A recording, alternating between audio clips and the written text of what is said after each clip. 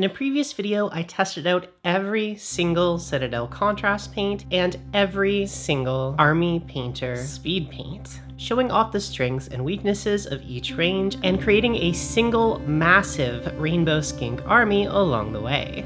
However, it seems like James' Twerkshop took this as a challenge, as almost directly after I released that video, they released another 25 contrast paints as well as recategorized some of their technical paints into the contrast paint category, meaning there are now another 27 paints that I need to test out. So today I will be testing out all 25 of the new contrast paints, giving you my impressions as well as comparing and contrasting them with the contrast paints from Wave 1, as well as the full range of Army Painter speed paints. And if you would rather look at a reference document instead of a video, I have once again put all of my results on my website over at howlcorp.com, so be sure to go and check that out if you would like to see it in that format. And with all of that out of the way, let's get straight to the paint test. As in my previous video, I decided to test out these paints on some Seraphon skinks. And you would think it would be as simple as just buying 25 new skinks to test out the paints on, but unfortunately it was not that simple. In order to compare these paints against all of the old ones, we really need those old skinks to compare and contrast, and unfortunately I don't have those anymore. I somehow lost about half of them in my move to the new studio, and even among the ones I do still have, a lot of them I added dry brushing or additional colors to. Basically, we're not going to be able to use those as a consistent reference point. So I came up with a plan. Knowing full well this was the most complicated way to do this, I decided to build even more skinks to replace the old ones, and just to make everything fair, I stripped all of the paint off the skinks I already had and primed them all from scratch. This took far longer than I expected, as I ran into a lot of annoying problems along the way, but slowly and gradually I got about 90 skinks assembled, based, and primed. And I even tried to use Corax White Primer this time because a lot of people in the comments of the previous video told me that that's what contrast paints are intended to be painted over. But I really wish I had just airbrushed primed these like I did the first time, as the Corax Primer did not work very well at all and ended up covering all of the skinks in a sort of fine paint dust. And in the end I ended up spraying a white airbrush primer over the Corax White anyway. So if you notice some of the skinks have a bit of a dusty texture, that's why. I don't think this affected the test results very much, as generally more texture is going to show off the results of contrast paints better anyway. But I just wanted to tell you the circumstances in which this test took place so that you have all the information up front when you're judging these paint jobs. There are 3 new yellows in this range, and each one really showcases some of the differences between the new contrast paints and the old ones. Whereas in the old contrast line, we got only 2 desaturated yellows, this range gives us 3 brand new yellow paints, each one much more saturated and bright than any of the yellows that came before it. And you're going to notice this is sort of a theme in the new Contrast 2.0 range. We get brighter and more saturated versions of just about every color. We get a warm yellow, a cool yellow, and a sort of special case yellow that we'll talk about in just a second. Imperial Fist is our warm yellow and bears a strong resemblance to the original contrast Iyanden yellow, as well as the very similar speed paint version Zealot yellow.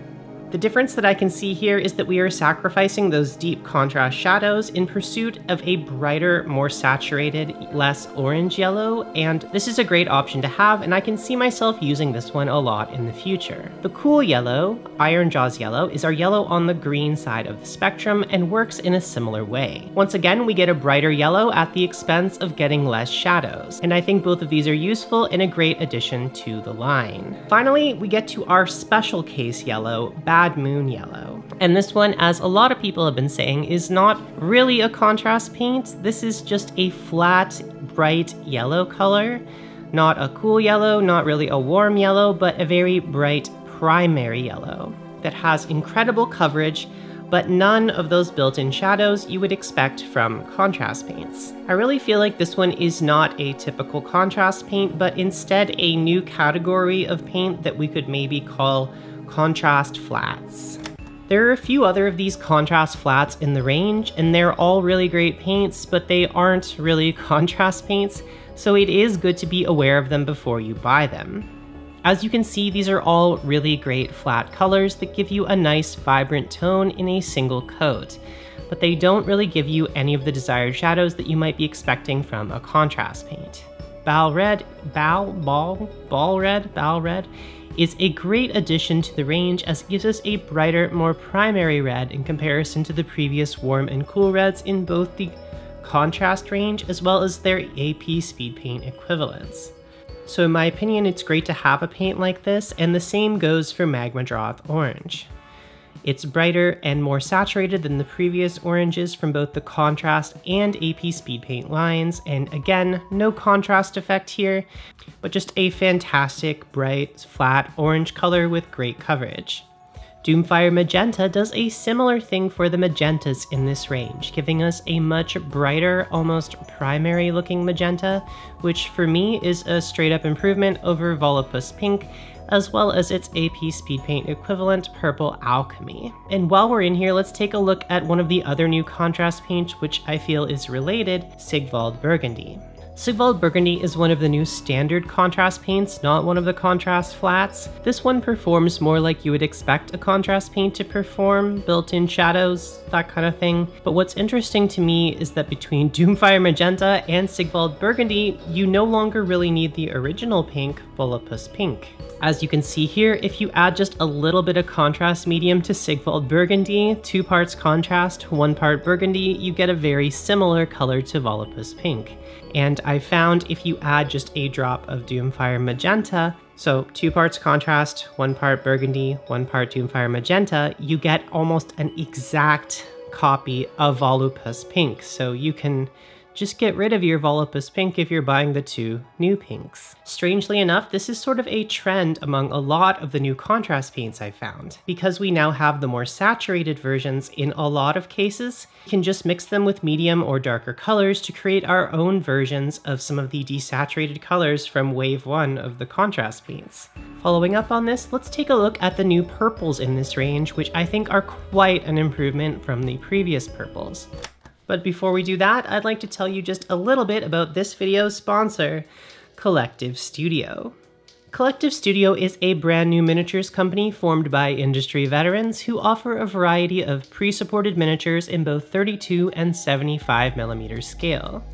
Like a lot of the other 3D printing subscription services out there, they offer a new themed pack of miniatures every month, and this month they asked me to help promote their Goblin Invasion pack, which includes a whole bunch of goblins, a whole platoon of human town guard, as well as several fun village scenery pieces. When you subscribe, you'll get all of these miniatures, but you will also immediately gain access to the Dragon's Vault Welcome Pack, which will grow in size the more subscribers that they gain.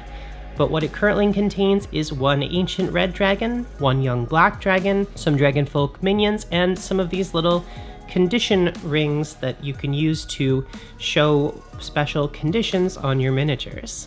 Subscribers also get a 50% coupon each month for Collective Studio's My Mini Factory store, so if you'd like to get caught up on some of the previous releases, that's an easy way to do that. You can subscribe today either through Patreon or My Mini Factory's subscription service. And while the regular price is $15 a month, they currently have a few openings left in their early bird slots, so you can get it for even cheaper than that if you act soon. On top of all that, Collective Studio is currently offering a 10% off code to viewers of this channel, so go and check out the links down in the description down below and use the code DANA10 for 10% off your first subscription to Collective Studio. Back to the purple paints.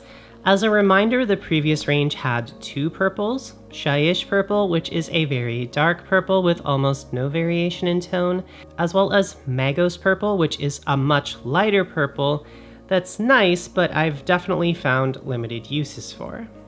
We also had the AP Speedpaint version, Hive Purple, which is a bit more saturated, but again, just a bit too dark to be useful to me as a purple. And in the new range, we get 3 new purples, each in a different category. Leviathan Purple, which is one I'd put into the new contrast flat category. Great pigment, great coverage, but none of that contrast effect.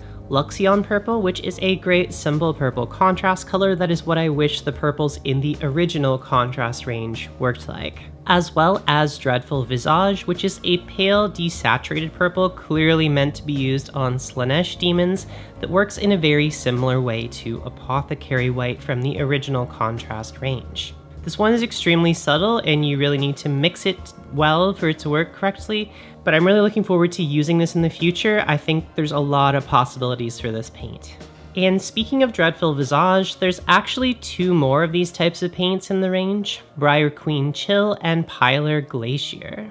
One is a bit more green and one is a little bit more blue, but both give a really nice subtle pastel look, and I love them both quite a lot.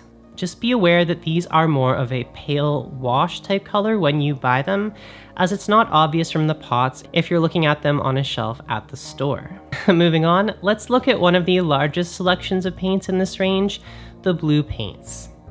This wave adds yet another 3 shades of blue to the already large amount of blues in the original set of contrast paints, and I still like a lot of them though.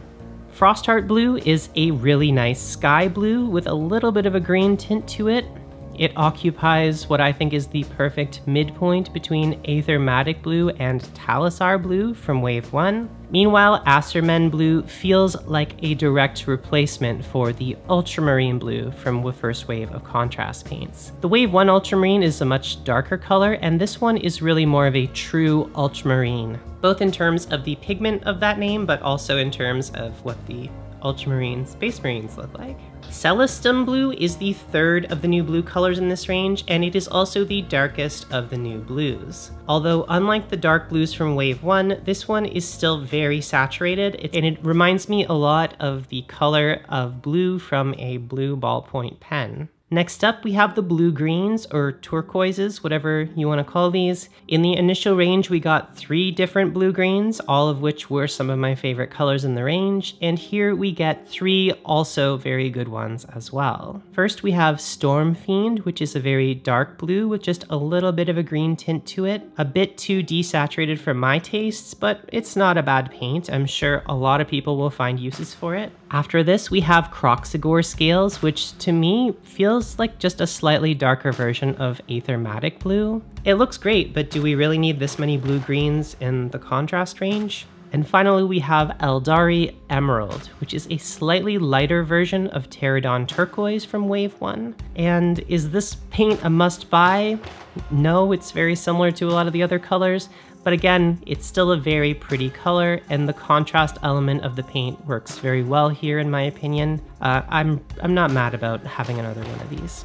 And finally, this feels like the right place to talk about 2 of the former technical paints in this range, which have been rebranded as contrast paints in this wave, Nighthaunt Gloom and Hexwraith Flame. I'm not entirely sure if anyone needs to buy either of these paints because you could get a similar effect by just adding some contrast medium to Warp Lightning and Storm Fiend respectively, but they aren't bad paints, and I'm glad to see them recategorized under the contrast label, as that's definitely what they are, what I would consider these paints to be, early contrast paints. Next up, we have several great green colors in this set. Just like how the previous wave of contrast paints and speed paints contained a wide selection of green paints, this one does too, and each one is quite new and different. Let's start with Karandis Green, which is similar to Warp Lightning, but a lot more saturated, and it's also strangely very similar to the Army Painter Speed Paint version, Orc Skin. It's a great color, and I think I will pretty much replace Warp Lightning with this color in most cases, as it's similar but just more saturated. And after this, we have Gutrippa,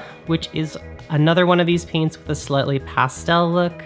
I like this one a lot, but just make sure to shake this one very well before using it. And again, this one isn't really a must-have in my opinion, as you could get something very similar by mixing one of the camo greens in this range with the excellent Plaguebearer Flesh from Wave 1. Finally, we have our 2 lime greens, which aren't really comparable to anything in Wave 1 or anything in the Speed Paints range. One is a bit more yellow and one is a bit more green. Both are incredible paints and some of my new favorite colors in the range. Next up, we have the final one of the contrast flats, Black Legion. And honestly, it's just great to have a really dark black paint of this consistency. I used to use Black Templar for shading a lot of dark recesses on a model or panel lining, and like a lot of other people have said already, this basically just replaces Black Templar for those types of uses. I even used it to paint all of the base rims on these skinks, and I think it looks really great. Garagak Sewer is marketed as a paint for painting rusty metal, but it could really be used for almost anything. In a lot of cases, it's just the best brown paint in the entire range. It has the best contrast effect of any of the browns, and I found in terms of color, it's very similar to Wildwood, but just a little bit lighter and has a little bit more of a yellow tone to it. Finally, we have the last new paint in the range, Rattling Grime, which I guess is useful if you're painting a lot of Skaven at once. This one is definitely a pass for me, as you can get this same color, same effect by just mixing together Black Templar and Garagak Sewer, or really any of the two black and brown colors from this range. You're gonna get something that looks like this. So that is it. That is all of the new contrast paints from Wave 2, and honestly, I feel pretty satisfied with what we got. I really like that they experimented more with these and gave us some really strange and new paints like Pilar Glacier or the new Contrast Flat range, and just a whole lot more saturated colors in general.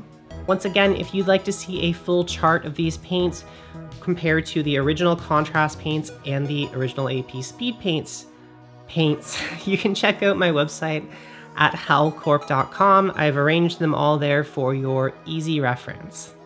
And before we go, I would like to extend a huge thank you to all of our lovely patrons, but today I would especially like to thank DT Sniper and his gaming group, who were kind enough to buy me all of these new contrast paints, because I sure as heck couldn't find a place in my budget to buy them all when they first came out. So thank you so much, DT Sniper, and everyone else who pitched in to buy me these paints. I really appreciate it. With that said, thank you so much for watching. Let me know down in the comments which paints you would like to see me review next, and I will see you in the next video.